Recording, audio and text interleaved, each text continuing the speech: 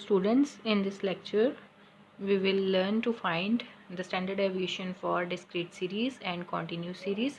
Discrete and continuous series ਦੇ ਲਈ ਵੀ ਫਾਰਮੂਲੇ ਸੇਮ ਹੀ ਰਹਿਣਗੇ ਬਿਕਾਜ਼ ਅਸੀਂ continuous series ਨੂੰ ਪਹਿਲੇ discrete series ਦੇ ਵਿੱਚ ਕਨਵਰਟ ਕਰ ਲਵਾਂਗੇ ਮਿਡ ਵੈਲਿਊਜ਼ ਲੈ ਕੇ ਸਟੈਂਡਰਡ ਡੈਵੀਏਸ਼ਨ ਫਾਈਂਡ ਕਰਨ ਤੋਂ ਪਹਿਲੇ।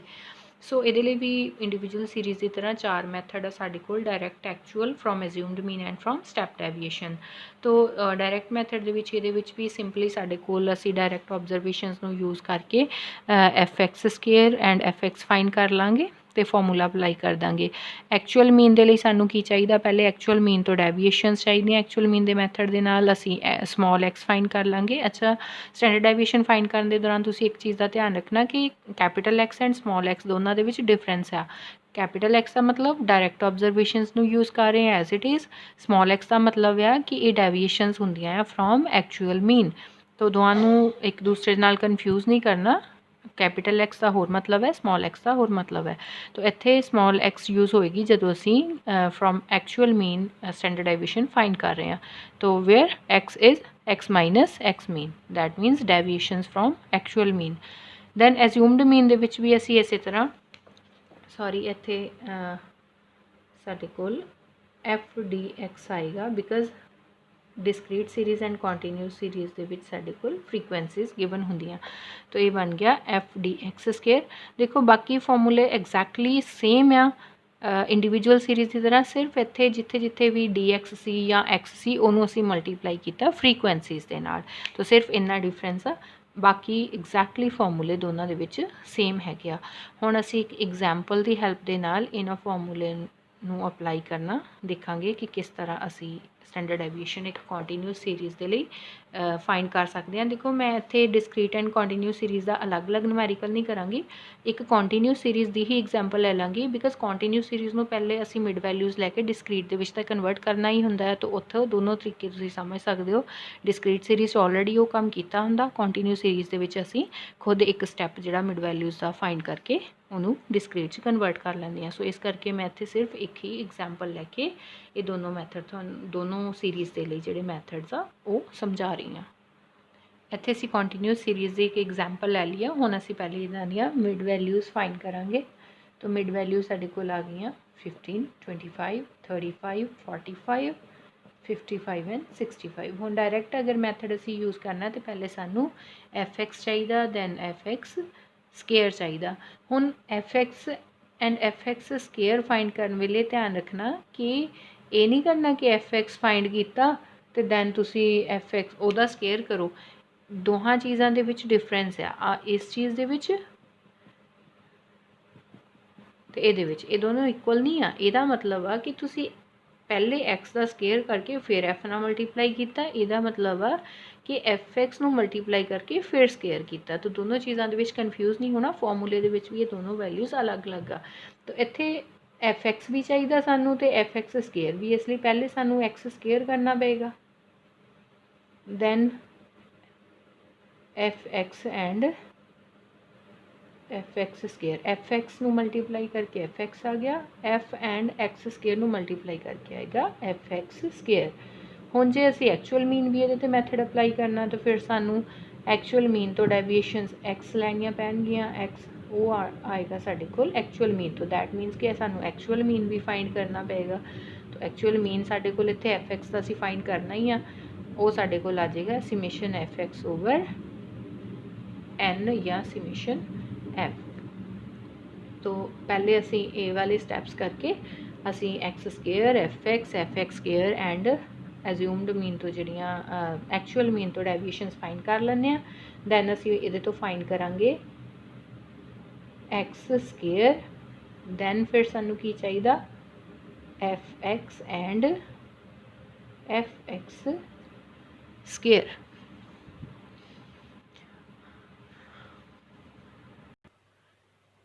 तो इत्थे असी summation f x over summation F करके मीन की वैल्यू फाइंड की 44.5 एंड एफ एक्स स्केयर भी फाइंड कर लिया। तो डायरैक्ट मैथड के नाल असी इत्थे स्टैंडर्ड डेविएशन फाइंड करते हैं। फॉर्मूला की है summation f x square over n minus summation f x over n the whole square. तो ये वैल्यूज़ पुट कीतियां, साडे कोल ਸਮੀਸ਼ਨ एफ एक्स स्केयर कितना आ 86,200 ओवर एन हैगा 40 minus summation f x 1780 over 40 whole square. तो ये साढ़े को आ गया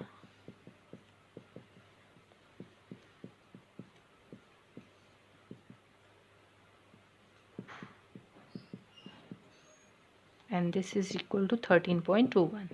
तो इतने स्टैंडर्ड डेविएशन डायरैक्ट मैथड तो आ गई 13.21। ਹੁਣ ਅੱਗੇ ਅਸੀਂ ਚੱਲਦੇ ਹਾਂ ਐਕਚੁਅਲ ਮੀਨ ਤੋਂ। ਐਕਚੁਅਲ ਮੀਨ 44.5 ਆ। ਵੈਸੇ ਤਾਂ ਫਰੈਕਸ਼ਨ ਦੇ ਵਿੱਚ ਆ ਤੇ ਸਾਨੂੰ ਇਸ ਮੈਥਡ ਦੇ ਨਾਲ ਇੱਥੇ ਅੱਗੇ ਫਾਈਂਡ ਨਹੀਂ ਕਰਨਾ ਚਾਹੀਦਾ ਇੱਥੇ standard deviation, but for understanding purpose ਮੈਂ ਇੱਥੇ ਇਹਨੂੰ ਐਜ਼ ਇਟ ਇਜ਼ ਲੈ ਕੇ ਤੁਹਾਨੂੰ ਐਕਚੁਅਲ ਮੀਨ ਦਾ ਵੀ ਕਰਵਾ ਰਹੀ ਹਾਂ, ਬਿਕਾਜ਼ ਪਿਛਲੀ ਐਗਜ਼ਾਮਪਲ ਦੇ ਵਿੱਚ ਇੰਡੀਵਿਜੂਅਲ ਸੀਰੀਜ਼ ਦੇ ਵਿੱਚ ਵੀ ਸਾਡਾ ਜਿਹੜਾ ਐਕਚੁਅਲ ਮੀਨ ਸੀ ਉਹ ਫਰੈਕਸ਼ਨ ਦੇ ਵਿੱਚ ਸੀ, ਇਹਦੇ ਵਿੱਚ ਵੀ ਫਰੈਕਸ਼ਨ 'ਚ ਆ ਰਿਹਾ। तो बट फिर भी मैं इत्थे फ्रैक्शन दे विच यूज़ करके तुहानूं ये मैथड किस तरह करना वो सिखा दांगी। सो एक्स तो हुण असीं डेविएशनस फाइंड कीतियां जिहड़ियां एक्चुअल मीन तो एक्स माइनस एक्स मीन। तो एक्चुअल मीन तो डेविएशनस फाइंड कर लियां, दैन सानूं स्केयर भी चाहिदा, समेशन एक्स भी चाहिदा ते समेशन एक्स स्केयर भी चाहिदा। तो समेशन एक्स साडे कोल इत्थे एंड समेशन एक्स स्केयर आ गया। Sorry summation x and summation x square की लोड़ नहीं होएगी, सानू चाहिए summation f X and summation f x square. तो दैन फर्दर हुण असी अगे summation f x square and summation f x small x वो वाली वैल्यूज़ फाइंड करते हैं। तो इत्थे मैं summation f x square find कर लिया, दिस इज़ इक्वल टू 6,990.9। सो ਇਹਦਾ ਫਾਰਮੂਲਾ ਸਾਡੇ ਕੋਲ ਕੀ ਹੈਗਾ ਐਕਚੁਅਲ ਮੀਨ ਤੋਂ summation F x square over N. Please make a correction, I think जो मैं फॉर्मूले दसे वीडियो के विच तो मिसटेकनली असी फॉर्मूला ही रोंग लिखा, तो this is the correct formula, so please make the correction. So sigma summation is equal to under root summation f x square over n और समेशन एफ। तो यदा आंसर साढ़े कोल रहेगा ओवर एन कितना है साढ़े कोल इत्थे 40 है।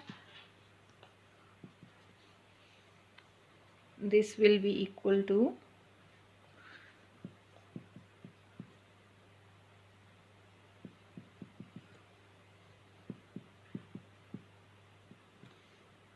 so this is the answer। again you can see this is the same as we get the answer with the previous method। तो जिस तरह डायरैक्ट मैथड के नाल आंसर आया सी वही सेम आंसर साढ़े कोल एक्चुअल मीन तो आया। सो अगेन प्लीज़ नोट कि ये फॉर्मूला जिहड़ा है वो असी जो पहले डिस्कस किया तो मिसटेकनली गलत लिखा गया सी, उत्थे करैक्शन कर लेना। सो अगेन नैक्सट असी चलते हैं इस न्यूमैरिकल नूं असी एज्यूम्ड मीन की हैल्प के नाल सॉल्व करने की कोशिश करांगे। इत्थे असी सपोज एज्यूम्ड मीन 35 ले लिया, एज्यूम्ड मीन 35 ले लिया, उहदे तो असी इत्थे जिहड़ा फॉर्मूला है एज्यूम्ड मीन का summation F D X over summation F minus summation F D X over summation F the whole square, ये वाले फॉर्मूले के लिए हुण असी F D X and F D X square find करांगे। तो वो लिए पहले सानू डेविएशनस फाइंड करनिया पैणगियां D X from assumed mean, then F D X, then F D X square. ये साडे कोल D X square F D X and F D X square आ गया। हुण असीं ये वैल्यूज़ नूं पुट कर देंगे फॉर्मूले दे विच 10,600 over summation F is 40 minus summation F D x is 380 over summation F is 40।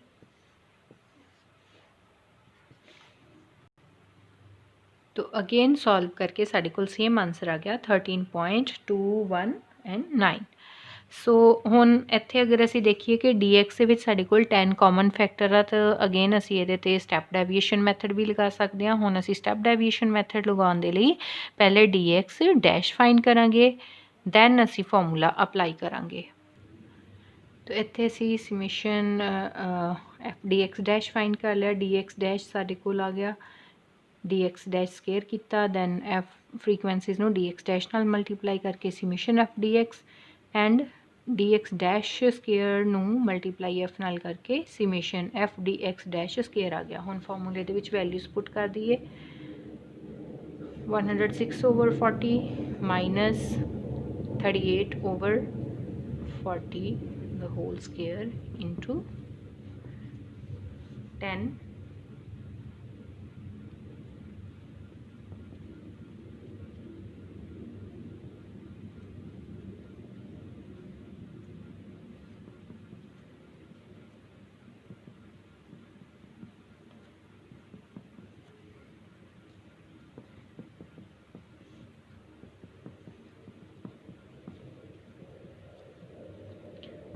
you can see again the answer is same। ਹੁਣ ਅਸੀਂ ਇੱਥੇ ਕੋਫੀਸ਼ੀਐਂਟ ਆਫ ਸਟੈਂਡਰਡ ਡੈਵੀਏਸ਼ਨ ਵੀ ਫਾਈਂਡ ਕਰ ਸਕਦੇ ਹਾਂ।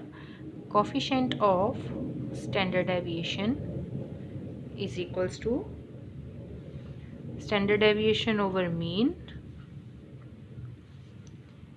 and this will be equal to standard deviation is 13.219 and mean is 44.5 and coefficient of standard deviation is 0.297 and अगर coefficient of standard deviation के फॉर्मूले नूं असीं 100 नाल मल्टीप्लाई कर दईए तो ये बन जाता कोफिशिएंट ऑफ वेरीएशन। बड़ा इंपॉर्टेंट टॉपिक है, नैक्सट वीडियो दे विच असीं डिस्कस करांगे coefficient of variation, coefficient of standard deviation into 100। तो इत्थे अगर असीं देखिए 0.297 इंटू 100 29.7 और ये परसेंटेज दे विच हुंदा वेरीएशन नूं percentage form they which show करदा कोफिशिएंट ऑफ वेरीएशन। अलग अलग सीरीज़ नूं अलग अलग डाटा नूं कंपेयर करन दे लई असीं ये कॉन्सैप्ट यूज़ करदे हां कोफिशिएंट ऑफ वेरीएशन। तो कोफिशिएंट ऑफ स्टैंडर्ड डेविएशन पुछी होवे तां भी तुहानूं पहले स्टैंडर्ड डेविएशन फाइंड करनी पेगी एंड मीन फाइंड करना पेगा, एंड कोफिशिएंट ऑफ वेरीएशन पूछा होवे तां भी तुहानूं standard deviation and mean find करनी पेगी, दैन ही तुसी कोफिशिएंट ऑफ वेरीएशन फाइंड कर सकते हो।